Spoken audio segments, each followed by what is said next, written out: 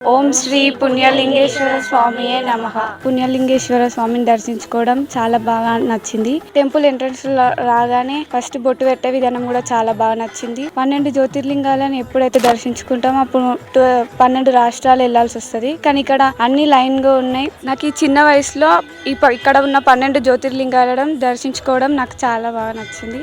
అలాగే చాలా ఆనందంగా ఉంది. మనం ఏ గుడికి వెళ్ళినా సరే అక్కడ ఒక లింగం ఉంటుంది. మనం దాన్ని ఒక్కదాన్నే అభిషేకం చేసి దర్శించుకుంటాం. కానీ ఇక్కడ మనం 12 జ్యోతిర్లింగాలని ఏ టికెట్ లేకుండా అభిషేకం చేయడం కూడా నాకు చాలా బాగా నచ్చింది. నేను ఇంత చిన్న వయసులోనే అన్ని లింగాలను దర్శించుకోవడం నాకు ఇంకా చాలా ఆనందంగా ఉంది. అందరూ ఇక్కడికి వచ్చి దర్శించుకోండి. మేము మా ఫ్యామిలీ అందరితోని వచ్చాము. హర హర మహాదేవ శంభో శంకర.